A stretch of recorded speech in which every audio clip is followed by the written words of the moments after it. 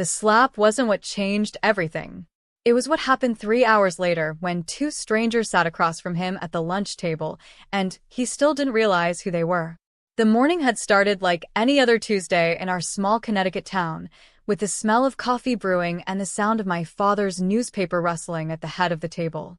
But beneath that ordinary surface, something dark had been building for years, something that would unravel in ways none of us could have predicted.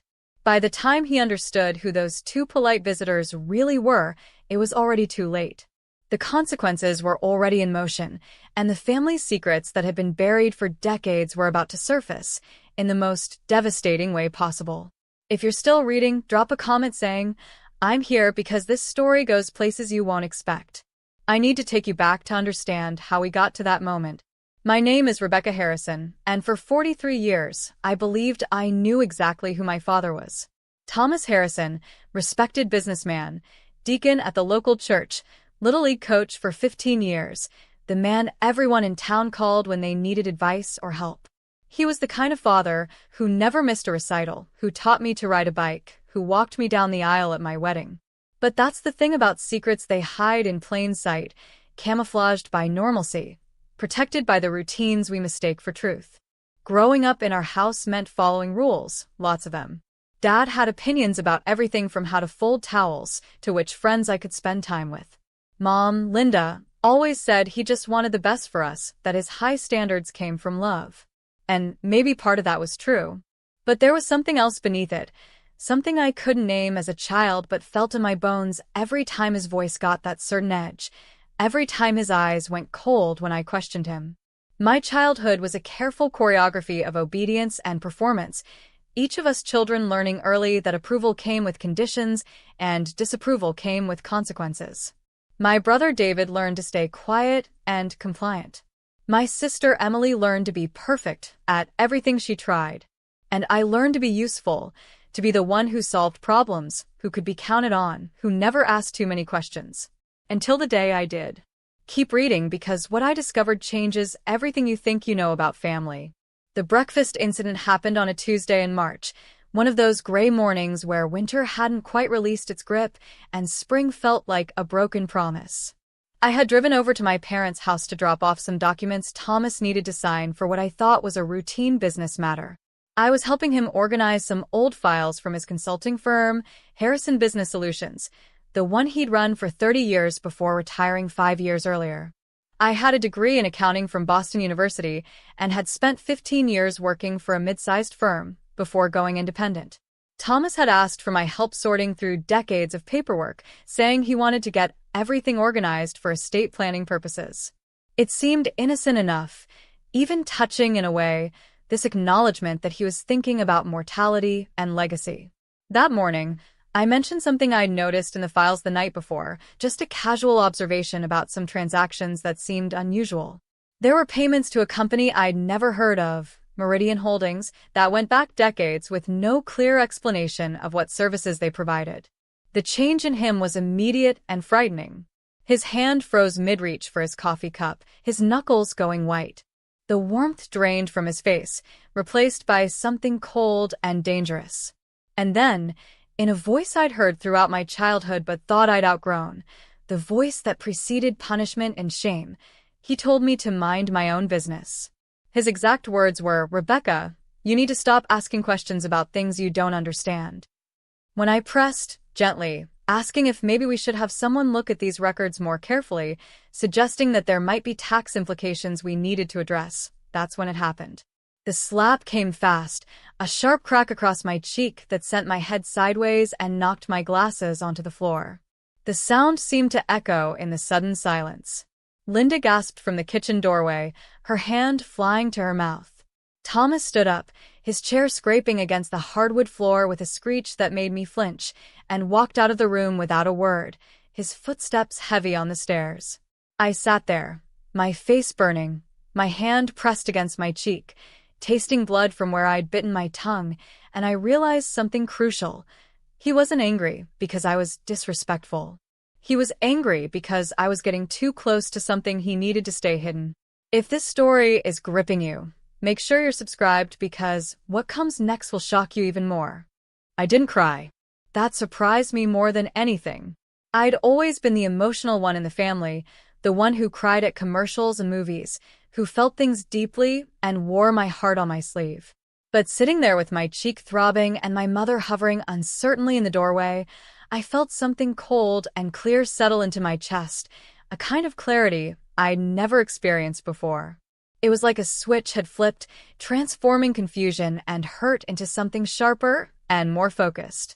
I picked up my glasses, checked that they weren't broken, and carefully placed them back on my face. I stood up, smoothed down my shirt, and walked over to Linda. I kissed her on the cheek, whispered that I loved her, and drove home in silence. My husband Mark was at work, the house empty and quiet. That afternoon, I went back to those files, the ones I'd been organizing in my home office, boxes and boxes of documents that chronicled 40 years of Thomas Harrison's business life. This time, I wasn't just organizing. I was investigating. What I found over the next 2 weeks would dismantle everything I thought I knew about my father's life and force me to confront questions I never imagined I'd have to ask. The documents told a story that had been carefully hidden for decades, a story of financial transactions that didn't make sense, of shell companies with names that meant nothing, of money moving through accounts in patterns that even my trained eye could see were designed to obscure rather than illuminate. There were names I didn't recognize, businesses that existed on paper but seemed to have no actual operations, and most disturbing of all, there were regular payments to that entity called Meridian Holdings that dated back to 1987, the year I was born. Each payment was for exactly $3,000, paid on the 15th of every month without fail for nearly 40 years. That's over $1.4 million sent to a company I couldn't find any information about. Comment below if you've ever discovered something about your parents that made you question everything you thought you knew. Let me paint you a picture of who Thomas Harrison was to the outside world, because context matters and you need to understand just how shocking this discovery was. He grew up poor in rural Pennsylvania, the son of a coal miner named Joseph, who died of black lung when Thomas was 16. His mother, Ruth, cleaned houses to keep food on the table. Thomas had 2 younger sisters, Marie and Catherine, who he helped support even as a teenager. He put himself through community college working 3 jobs, sleeping 4 hours a night, determined to escape the poverty that had killed his father. Then he earned an MBA from a state university, taking classes at night while working full-time as a bookkeeper. By 30, he'd started his own consulting firm specializing in helping small manufacturing companies streamline their operations and improve efficiency. By 40, he was a millionaire. By 50, he'd semi-retired to focus on community service and family. Everyone in our town had a Thomas Harrison story. How he'd helped the Rodriguez family when their restaurant nearly went under, restructuring their debt and teaching them new business practices. How he'd anonymously paid for Jessica Chen's cancer treatments when her insurance wouldn't cover them, a gift that saved her life. How he'd organized the fundraiser that saved the town library from closing, raising over $200,000 in a single weekend. He served on the school board, coached Little League and soccer, volunteered at the food bank, and never missed a Sunday service at Grace Community Church. My brother David worshipped him, following in his footsteps to become a business consultant himself. My sister Emily named her firstborn son Thomas in his honor. And me, I'd spent my entire adult life trying to earn the approving nod he gave so rarely, the one that meant I'd finally done something worthy of the Harrison name. But now, sitting in my office with 40 years of financial records spread across my desk, organized into piles and categories, cross-referenced and analyzed, I had to ask myself a question that felt like betrayal even to think. Who was Thomas Harrison really, and what had he done to build this perfect life? Stay with me because the answer is darker than you can imagine. The first real clue came from a notation in a 1989 ledger, one of those old-fashioned accounting books with green-lined pages that people used before everything went digital. It was small, easy to miss, just a handwritten note in the margin in my father's distinctive cramped handwriting that said, "Carver payment processed, insurance claim pending." I almost skipped past it during my initial review, but something made me stop. Maybe it was the way the ink had been pressed harder into the paper, as if written with emphasis or emotion. I cross-referenced the date with other documents and found an insurance payout for $75,000 paid to Harrison Consulting 3 weeks later. The claim was for equipment damage at a client site. But when I looked for records of that client, a company called Carver Manufacturing, I found something strange. The business had existed. That much was clear from incorporation documents filed with the state. But it had dissolved 6 months after that insurance payment, and the dissolution paperwork listed Thomas Harrison as the sole remaining stakeholder. How does a consultant become the sole stakeholder in a failed client's business? I dug deeper, spending hours online searching through business registries, court records, and newspaper archives. Carver Manufacturing had been owned by a man named William Carver, who, according to public records, had died in an industrial accident in March of 1989. The same month as that insurance payout. The same month as that margin note in my father's ledger. I felt my stomach turn. This could be coincidence, I told myself. Accidents happen. Insurance pays out. Businesses fail after losing their founder. These are normal, tragic occurrences that happen in the business world. But my hands were shaking as I searched for more information about William Carver, and what I found next made me reach for the phone to call my best friend Jennifer, a corporate lawyer, before I remembered that I couldn't tell anyone yet. Not until I understood what I was really looking at. If you're wondering what I discovered next, keep reading and drop a like if this story has you hooked. William Carver had been 42 when he died, leaving behind a wife named Margaret and 2 young daughters, Jessica and Amanda, ages 8 and 6.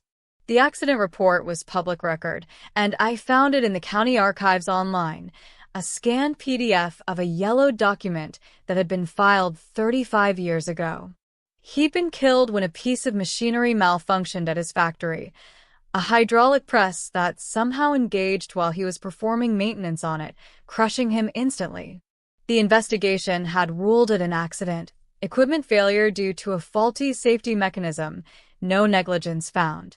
The report was thorough, or at least it seemed to be, documenting the scene, interviewing witnesses, examining the equipment. But here's what made my blood run cold. Thomas Harrison had been at the factory that day. He was listed in the report as a witness, there in his capacity as a consultant hired to help Carver Manufacturing improve their production efficiency. He'd given a statement to investigators describing how he'd been in the office going over paperwork with the floor manager when they heard the scream and the terrible sound of metal crushing bone. He'd attended the funeral, the report noted, and had been seen comforting the widow. And 3 weeks later, he'd collected $75,000 in insurance money from a policy he'd apparently taken out on the business, a policy William Carver's widow didn't even know existed until after her husband was dead. I sat back in my chair and stared at the ceiling, my mind racing. This could still be legitimate. Consultants sometimes take out insurance policies on projects they're working on. It protects their investment of time and resources if something goes wrong. But something felt wrong. Why would Thomas have been the beneficiary instead of the business itself? Why had Carver Manufacturing dissolved so quickly afterward, with my father somehow ending up as the sole stakeholder? Why had the assets been sold off piecemeal, with the proceeds apparently going to pay debts that suddenly appeared in the dissolution documents? And why, in all the stories Thomas had told over the years about his early struggles building his business, about the risks he took and the lessons he learned, had he never once mentioned William Carver? Comment justice if you think I should have stopped here, or truth if you think I was right to keep digging deeper into my father's past. I couldn't stop. Over the next week, I barely slept, surviving on coffee and adrenaline, my eyes burning from staring at documents and computer screens. Mark asked if I was okay, and I told him I was just stressed about a client project, hating myself for the lie, but not ready to share what I was finding. How do you tell your husband that you think your father might be a murderer? I traced every unusual transaction I could find in Thomas's records, creating spreadsheets and timelines, drawing connections and looking for patterns. And a pattern emerged that made me feel physically sick, my hands trembling so badly I had to stop typing several times to breathe. Every few years, there was a similar sequence of events. My father would take on a consulting project with a small, struggling business, usually a manufacturing or logistics company with valuable assets but poor management. Within months, something would go wrong. An accident, a fire, a sudden death, a mysterious bankruptcy. And in the aftermath, money would flow into accounts controlled by Thomas Harrison, sometimes through insurance claims, sometimes through asset purchases at pennies on the dollar, sometimes through complicated corporate structures that made it nearly impossible to see where the money was really coming from or going to. I found 7 cases over a 30-year period. 7 businesses. 7 disasters. 7 windfalls for my father. One of them was a warehouse fire in 1993 in Newark that killed 2 night security guards, men named Robert Patterson and James Lee. The business owner, Frank Shin, had hired Thomas to help him restructure his operations.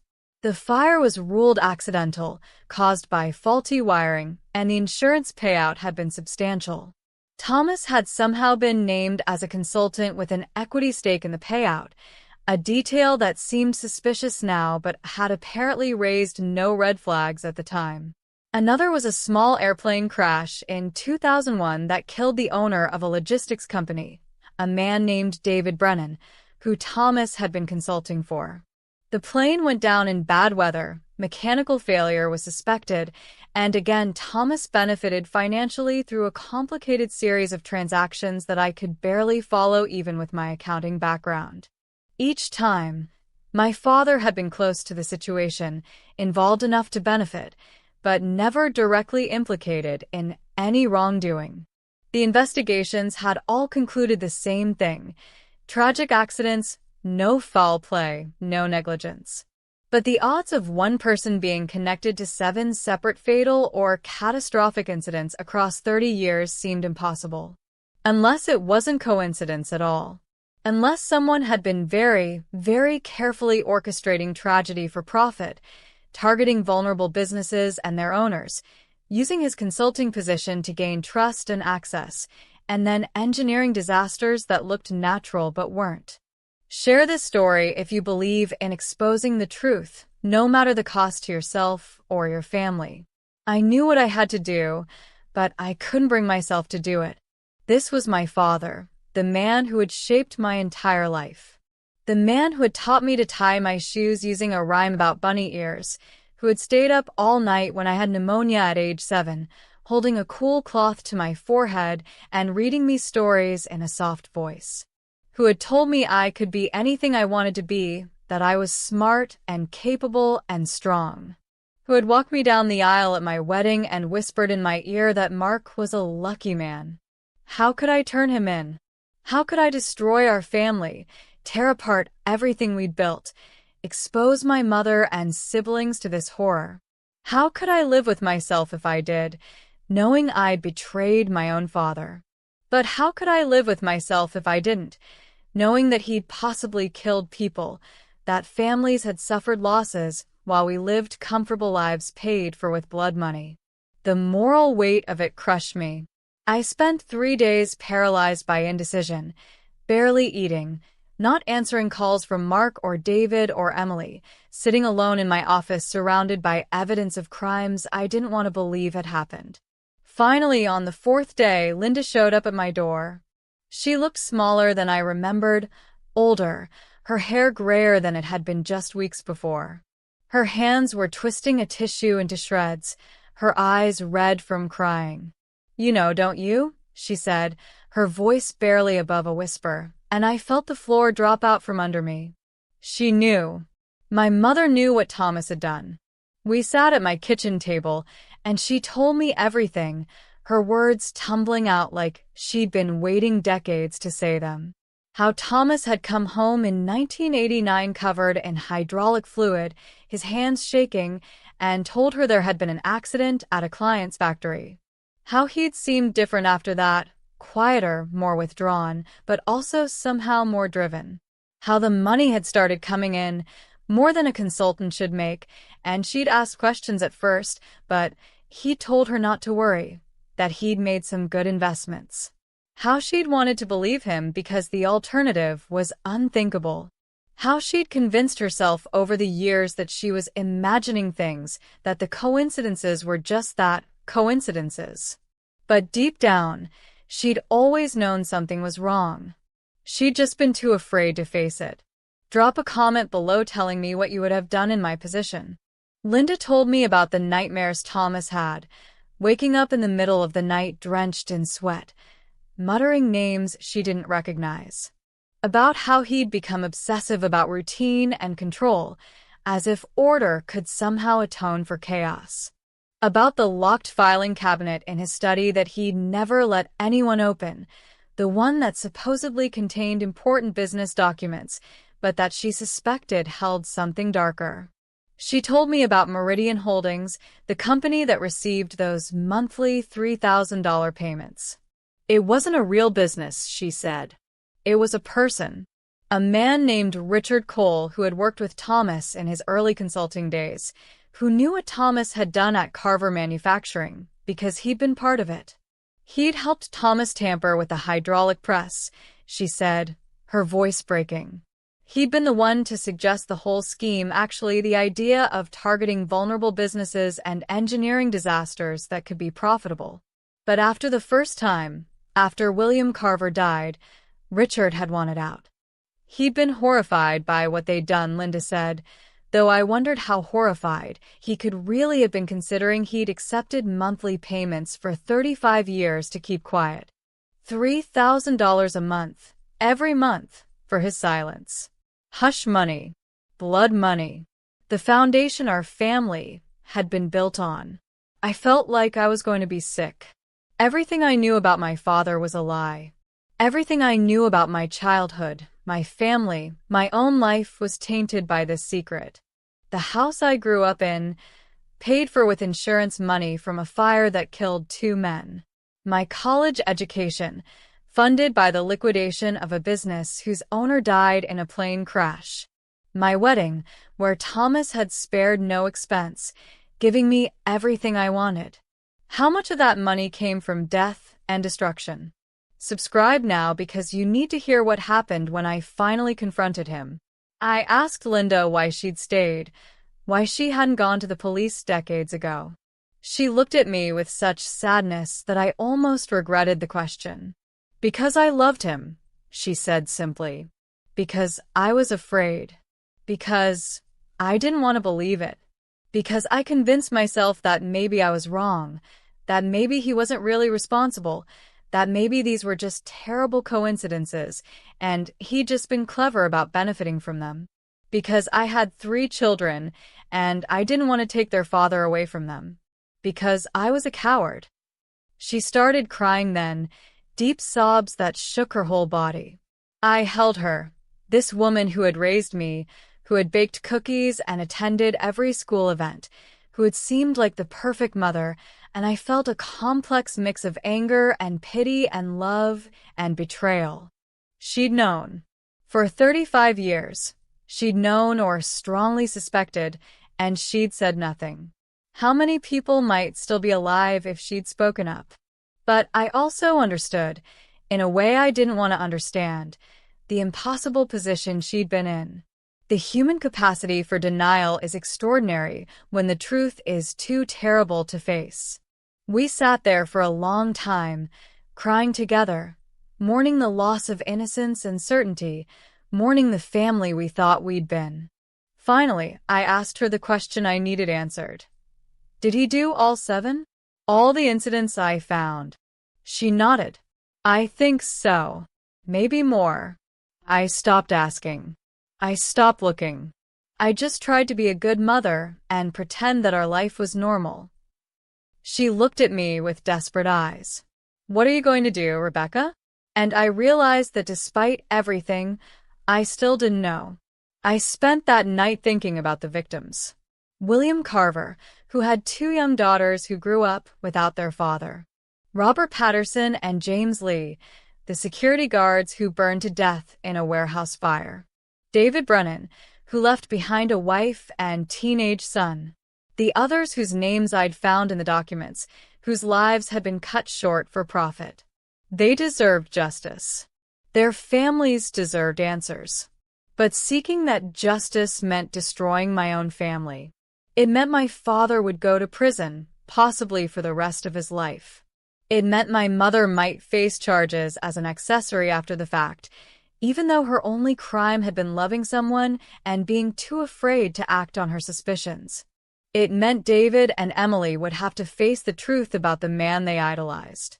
It meant my nephew, little Thomas, would grow up knowing he was named after a killer. It meant losing everything I'd built my identity on. But it also meant doing the right thing.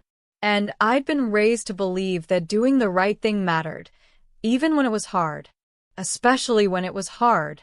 The irony wasn't lost on me that this lesson had been taught to me by a man who had spent decades doing the wrong thing while pretending to be righteous. In the end, it wasn't really a choice at all. I couldn't live with myself if I stayed silent.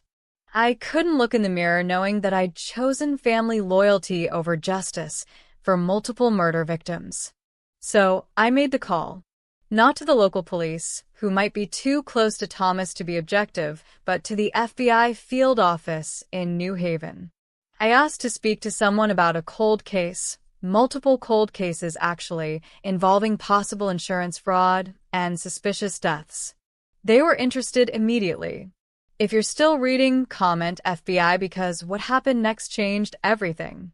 The agent I spoke to was named Sarah Chen, and her voice on the phone was professional but kind. I told her I had information about several suspicious deaths and financial crimes spanning 3 decades. I told her my father was involved. I told her I had documents to prove it.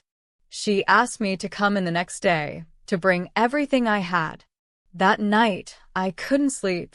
I lay next to Mark, who knew something was wrong but was giving me space to tell him when I was ready, and I thought about the morning that started all of this.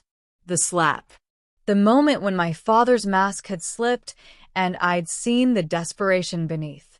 He'd known in that instant that I was close to discovering the truth, and his reaction had been instinctive, violent, a glimpse of the man he really was beneath the facade of respectability. I wondered how many times William Carver or the others had seen that same look in his eyes, that flash of something dark and dangerous, before it was too late. The next morning, I met with Agent Chen and her partner, Agent Marcus Rodriguez. I brought boxes of documents, decades of financial records, my own analysis, and timeline. They listened to me for 4 hours, asking questions, taking notes, their expressions growing more serious as they understood the scope of what I was describing. When I finished, Agent Chen sat back and looked at me with something like respect. "Ms. Harrison," she said, "I want you to know that what you're doing takes extraordinary courage. This can't be easy." I laughed, a bitter sound. Easy? I'm turning in my own father for multiple murders. Nothing about this will ever be easy again. But she was right. It took courage. And I was going to need more of it for what came next. Make sure to like and share this story with anyone who needs to hear it. The FBI launched an investigation. It took them 6 weeks to build their case, interviewing witnesses, examining old accident reports with fresh eyes, tracing financial records, exhuming bodies to look for evidence that had been missed the first time. They found things I hadn't known about, additional cases that went back even further, business owners who had died in suspicious circumstances that looked like natural causes or accidents at the time but revealed a different story when examined through the lens of Thomas Harrison's involvement. Agent Chen called me regularly to update me on their progress and to ask additional questions. Each call brought new revelations that made the weight in my chest heavier. They'd found a pattern of tampering, evidence that equipment failures weren't failures at all but carefully orchestrated sabotage. They'd interviewed Richard Cole, the man who'd been receiving those monthly payments, and he'd confirmed everything Linda had told me. He'd been given immunity in exchange for his testimony, and he described in detail how he and Thomas had worked together in those early days, how the first time had been almost accidental, a moment of opportunity that Thomas had recognized and exploited, and how Thomas had then refined his methods over the years, becoming more calculated and careful. Richard said he'd been racked with guilt for decades but had been too afraid to come forward, afraid of going to prison, afraid of Thomas. The FBI also found that Thomas had been planning to expand his operation, that there are documents suggesting he'd been grooming a new partner, someone younger who could continue the work after he fully retired. That detail made me feel ill. This wasn't something he regretted or had stopped doing. It was a legacy he'd wanted to pass on. Throughout all of this, I had to maintain a normal facade with my family. I couldn't tell David or Emily what was happening. I couldn't risk them warning Thomas. So I attended family dinners, smiled, and made small talk, all while knowing that the investigation was closing in. Thomas seemed more agitated than usual during those weeks, constantly checking his phone, making excuses to leave the room during gatherings. Did he suspect something? Did he know that his carefully constructed life was about to collapse? Comment below if you could maintain a normal face while holding such a terrible secret. Then came the day that Agent Chen called with the news I'd been simultaneously dreading and waiting for. They had enough evidence. They were ready to make an arrest. But they wanted my help with one more thing. They wanted to catch Thomas in a moment where his guard was completely down, where he wouldn't have time to destroy evidence or flee or prepare a defense. They wanted him to feel safe, secure, unthreatened. And they asked if I would help them do that. My stomach churned at what they were proposing, but I understood the strategy. I agreed to host a family lunch at my parents' house, supposedly to celebrate Linda's birthday, which was coming up in a few weeks. I would arrive early to help set up. Agents Chun and Rodriguez would arrive during lunch, posing as colleagues of mine, people I'd supposedly invited because they were in town, and I didn't want to be rude. Thomas would never suspect that the polite strangers making small talk over chicken salad were federal agents there to arrest him. The deception felt cruel, but then again, everything about this situation was cruel. The lunch was scheduled for a Sunday afternoon. I barely slept the night before, running through scenarios in my mind, imagining all the ways it could go wrong. What if Thomas recognized them somehow? What if he ran? What if he became violent? Agent Chen had assured me they'd have backup nearby, that they'd have everything under control, but I couldn't shake the fear. Sunday morning arrived gray and drizzly, matching my mood. Mark drove me to my parents' house, squeezing my hand before I got out of the car. He knew everything now. I'd finally told him the whole story a week earlier, and he'd held me while I cried, promising he'd support me no matter what happened. David and Emily were already there when I arrived, helping Linda in the kitchen. They chatted about normal things, Emily's kids, David's latest business deal, the weather. Thomas was in his study, probably reading the newspaper or watching golf on television. Everything felt surreal, this ordinary family gathering that was about to become something completely different. At 12:30, the doorbell rang. I answered it, my heart pounding so hard I was sure everyone could hear it. Agents Chun and Rodriguez stood there in casual clothes, looking exactly like the colleagues they were pretending to be. "Rebecca," Agent Chun said warmly, giving me a hug that felt surprisingly genuine. "Thank you so much for including us." We walked into the dining room where everyone was gathering. I introduced them as Sarah and Marcus, consultants I'd been working with on a project. Thomas shook their hands, smiling, playing the perfect host. "Any friend of Rebecca's is welcome here," he said, and I felt like I might be sick. Share this story if suspense like this keeps you hooked. Lunch was torture. I pushed food around my plate, barely able to swallow, while Agent Chen made pleasant conversation about the weather and the neighborhood. Agent Rodriguez complimented Linda on her cooking. Thomas told stories, charming and engaging as always, and I watched my siblings laugh at his jokes, completely unaware that everything was about to change. I kept checking the clock. Agent Chen had told me they'd make their move at exactly 1:15 after everyone had eaten, when people were relaxed. 1 o'clock came and went. 1:10. I could feel sweat forming on my palms. Finally, at 1:14, Agent Chen stood up and said, "Mr. Harrison, I wonder if I could speak with you privately for a moment? There's something I need to discuss." Thomas looked surprised but agreeable. "Of course. We can go to my study." Agent Rodriguez stood as well. "I'll join you if you don't mind." Thomas looked between them, and I saw the first flicker of something in his eyes. Uncertainty. Maybe suspicion. But he was too polite, too committed to his role as gracious host, to refuse. They walked down the hall to his study. Linda's hand found mine under the table, gripping it hard. David and Emily looked confused. "What's going on?" Emily asked. Before I could answer, we heard Thomas's voice from the study, loud and sharp. "What is this? Who are you really?" Then Agent Chen's voice, calm and professional. "Mr. Harrison, I'm Special Agent Sarah Chen with the FBI. This is Special Agent Marcus Rodriguez. We have a warrant for your arrest." The sound of chairs scraping. Thomas's voice, angry now. "This is ridiculous. I don't know what you think I've done, but you're making a serious mistake." David jumped up from the table, his face pale. "FBI? Rebecca, what the hell is happening?" Emily started crying.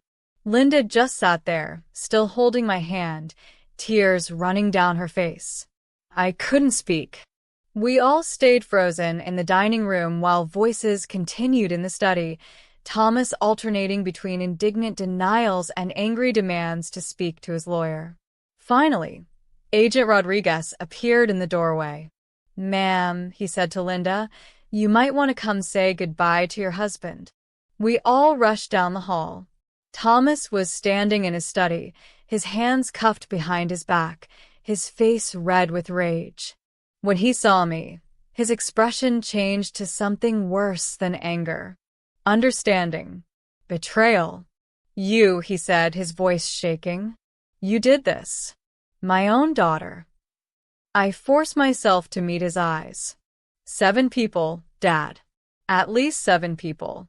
William Carver, Robert Patterson, James Lee, David Brennan, all the others. They had families. They had children. They deserved to live. His face went pale. For a moment, I saw fear replace the anger. Then his mask slipped back into place. "I don't know what lies you've been told, but I haven't done anything wrong. This is all a terrible misunderstanding." But Agent Chen was reading him his rights, and agents I hadn't known were waiting outside were coming in to search the house. David was shouting questions that no one was answering. Emily had collapsed into a chair, sobbing. And Thomas was looking at me with an expression I'd never seen before, something raw and hateful and desperate. They led him out of the house in handcuffs, putting him in the back of an unmarked car. Neighbors were watching from their windows and yards, phones out, probably already texting and posting about the shocking scene. The man everyone respected being arrested. I stood in the driveway and watched the car drive away, and I felt empty. Not relieved or justified or proud. Just empty. If you're still with me in this story, drop a comment saying finished because we're almost at the end. The aftermath was worse than the investigation in many ways. The story made national news. Respected consultant arrested in multiple murder plot, read the headlines. Thomas's photo was everywhere, that same photo from the church directory where he looked kind and trustworthy. Reporters camped outside my parent house, outside my house, trying to get interviews. David stopped speaking to me entirely, convinced I'd betrayed the family for nothing, that the FBI had manipulated me and Dad was innocent. Emily was torn, wanting to support me but also refusing to believe the man who taught her to ride a bike could be a killer. Linda gave a statement to the press supporting my decision to come forward, and that cost her most of her friends. The church community that had embraced our family for decades turned their backs on us. People we'd known for years crossed the street to avoid us. My accounting clients started dropping me, not wanting to be associated with the daughter who'd turned in her own father. Mark's parents stopped inviting us to family events. It was isolating and painful and relentless. The trial took 14 months to begin. During that time, forensic evidence came to light that was damning. The exhumed body of William Carver showed evidence of blunt force trauma that had been missed in the original autopsy, suggesting he'd been knocked unconscious before being placed in position for the hydraulic press to crush him. Security footage from the warehouse fire had been recovered from an archive and showed a figure matching Thomas's build near the electrical box shortly before the fire started. Phone records placed him at locations he denied being at times that coincided with other incidents. Richard Cole's testimony was devastating, laying out in precise detail how the operation had worked, how Thomas had selected targets and planned their deaths to look accidental. Expert witnesses explained how each incident had been engineered to avoid suspicion while maximizing financial benefit. The defense tried to paint me as a bitter daughter with a grudge, someone who'd misinterpreted innocent business transactions and convinced the FBI to pursue a baseless case. They pointed out that Thomas had no history of violence, that he was a pillar of the community, that the prosecution's theory required believing he was a master manipulator who'd fooled everyone for decades. But the evidence was overwhelming. The jury deliberated for just 8 hours before returning guilty verdicts on 7 counts of murder, multiple counts of fraud, and conspiracy charges. Thomas showed no emotion when the verdicts were read. He just stared straight ahead, that same controlled expression he'd worn my entire childhood whenever things didn't go his way. The judge sentenced him to 7 consecutive life terms without the possibility of parole. He would die in prison. He deserved to. But knowing that didn't make it hurt any less. Subscribe if this story moved you, because there's one final twist. I visited him in prison once, 6 months after his sentencing. I don't know why I went. Maybe I needed closure. Maybe I needed to hear him admit what he'd done. Maybe some part of me still loved him and wanted to understand how he'd become the man he was. We sat across from each other in the visitation room, a scratched plastic barrier between us, speaking through phones. He looked older, grayer, smaller somehow in his prison uniform. "Why did you come?" he asked, his voice flat. "I don't know," I said honestly. "Maybe to hear you say you're sorry." He laughed, a bitter sound. "Sorry? For what? For building a life for my family? For making sure you and your siblings had everything you needed? For protecting all of you from the poverty I grew up with?" I felt anger flare. "You killed people, Dad. 7 people. Maybe more." He leaned forward. "I provided. That's what fathers do. Those people were failures anyway, businesses going under, dragging everyone down with them. I just accelerated the inevitable and made something good come from it. Your education, your wedding, this comfortable life you've led, none of that would have existed without me doing what I did." I stared at him, shocked by his complete lack of remorse. "Is that really how you've justified it to yourself? That murdering people was acceptable because it benefited your family?" He shrugged. "Everyone has a price. Mine was higher than most people's, that's all.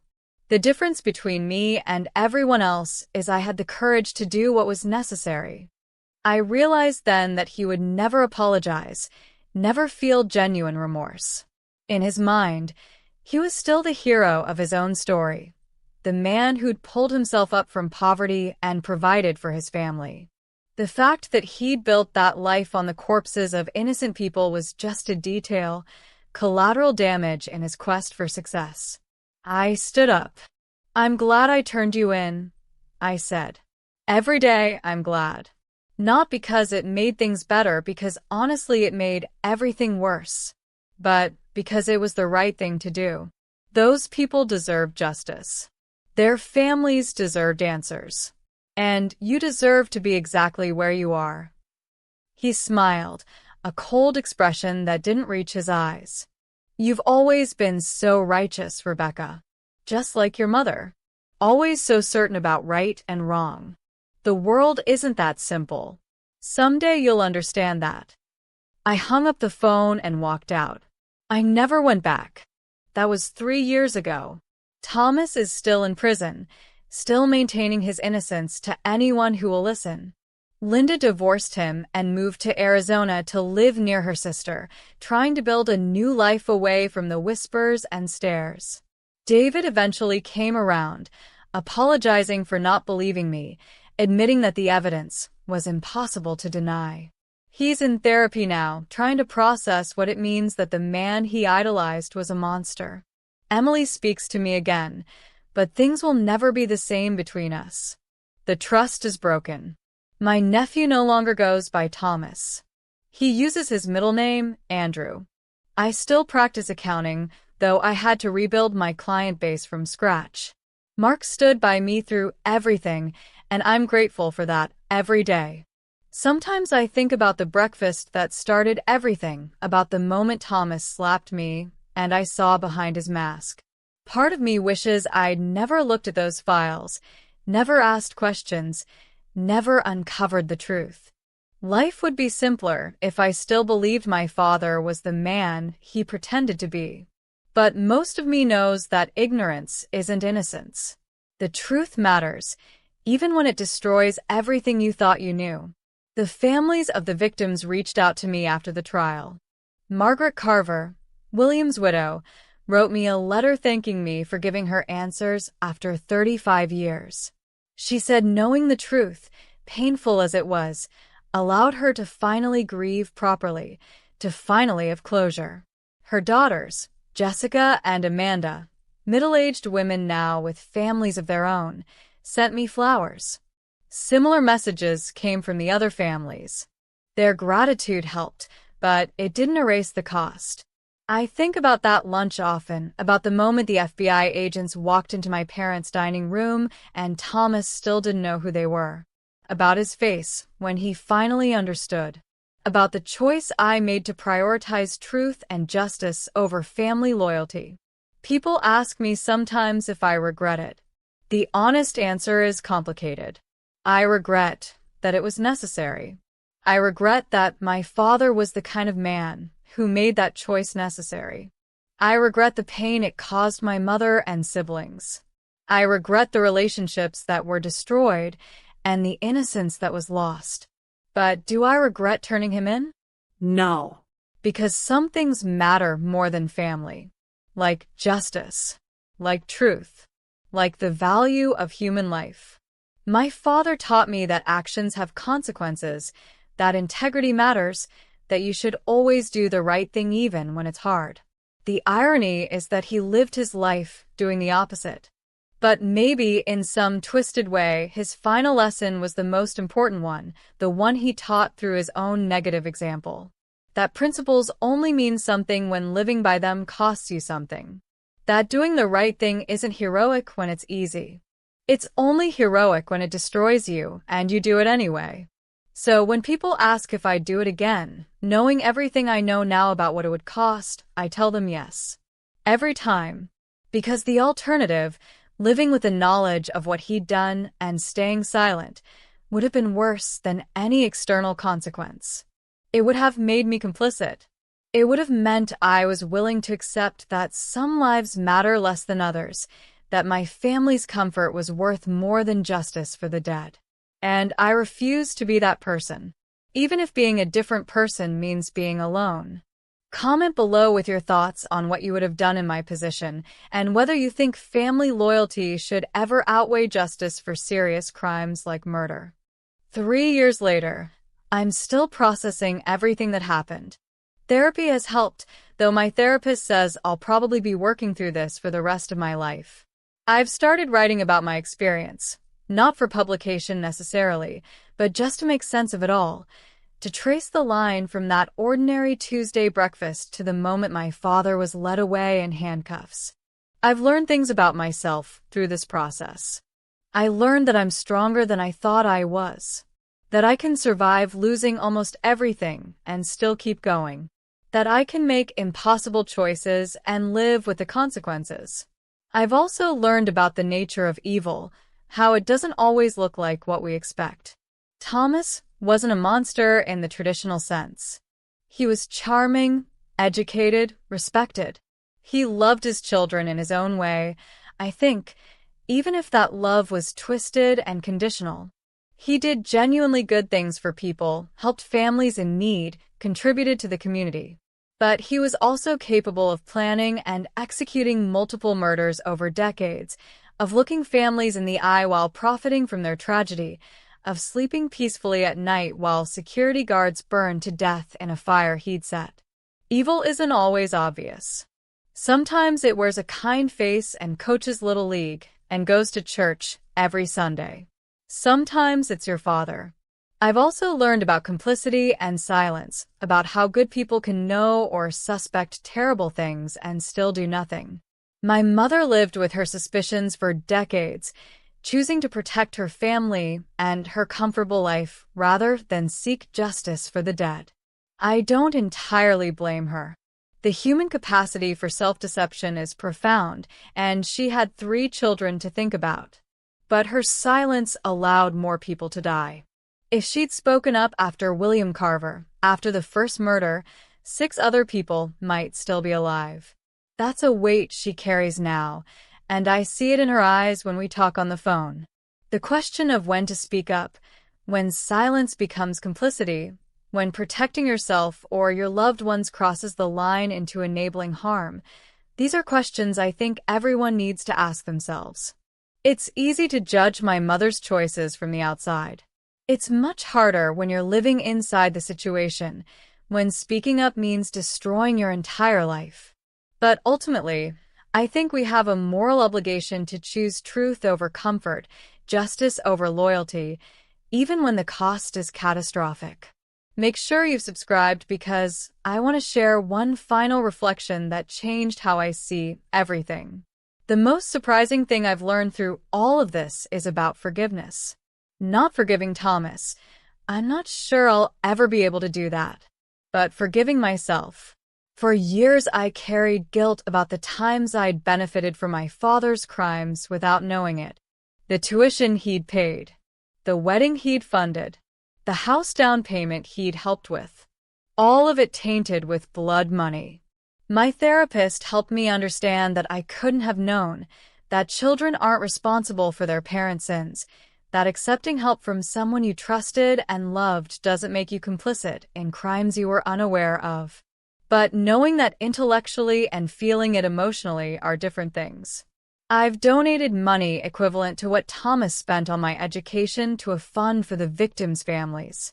It doesn't erase anything, but it felt necessary. I've also had to forgive myself for loving him, for still having moments where I miss him despite everything.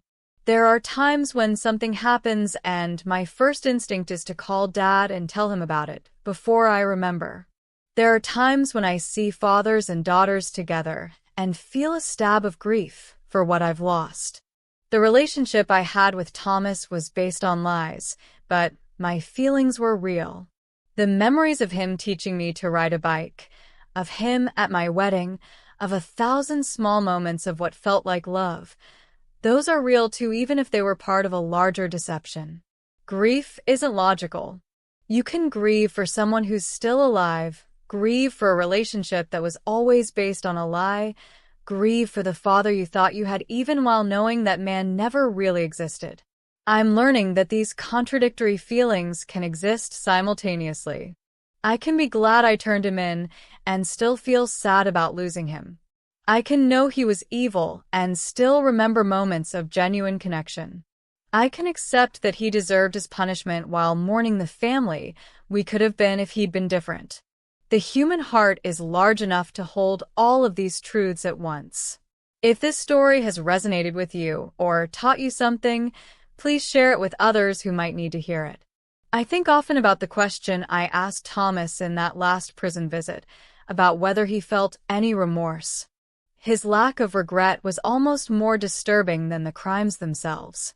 It suggested a fundamental disconnect from normal human empathy, an ability to rationalize anything in service of his own goals.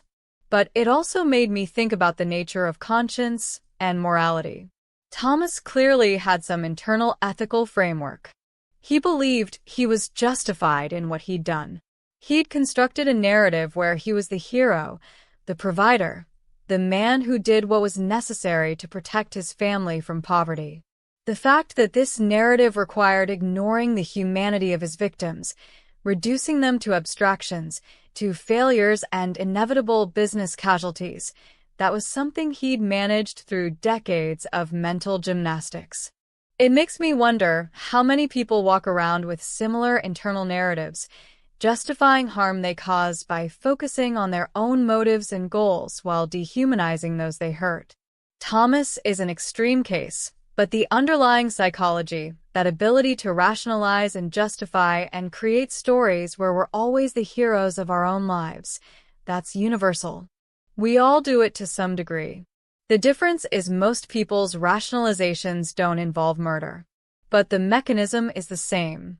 The lesson I take from this is the importance of constantly examining our own justifications, questioning our own narratives, checking whether we're using our goals and good intentions to excuse harm we're causing to others. It's uncomfortable work, looking honestly at ourselves and admitting when we're wrong or when we've hurt people. But it's necessary if we want to be better than Thomas Harrison. Comment if you agree that self-reflection and accountability are essential to being a good person. So, where does that leave me now? 3 years after that breakfast, 3 years after the FBI came to lunch, 3 years after everything changed? I'm rebuilding. Slowly. Mark and I are stronger than ever, having survived something that tears many couples apart. I have a small but loyal group of friends who stuck by me through everything. My relationship with David is healing. Emily and I are working on it. I talk to Linda weekly, both of us trying to process our complicated grief. I have clients again, people who see me as competent and trustworthy despite everything. I volunteer with an organization that helps families of crime victims navigate the legal system, using my experience to help others. I'm finding meaning in that work, finding a way to transform this tragedy into something that serves others. I sleep better now than I did during those weeks of investigation, those months of trial, that first year after when everything felt dark and hopeless. I'm learning to live with what I know, to carry the weight of it without being crushed by it. I'm learning that you can survive the destruction of your entire world and build something new from the ruins. It won't ever be the same as what you lost. The innocence doesn't come back. The easy trust in people and institutions and families doesn't return. But you find a different kind of strength, a different kind of wisdom. You learn what really matters. You learn who you really are when everything else is stripped away. And you learn that truth, no matter how painful, is still better than lies. I don't regret looking at those files. I don't regret making that call to the FBI. I don't regret the moment I invited 2 federal agents to my parents' house for lunch, knowing my father wouldn't recognize them until it was too late. I only regret that it was necessary. I only regret that the man I called Dad was someone who made that choice necessary. If my story helps even one person find the courage to speak up about wrong they've witnessed, if it helps someone understand that doing the right thing is worth the cost even when the cost is everything, then maybe something good came from all this pain. Thank you for reading this entire story. Please share it widely, comment with your thoughts, and subscribe for more true stories about impossible choices and their consequences. And remember, the truth will set you free, but first it will destroy everything you thought you knew. Sometimes that's exactly what needs to happen.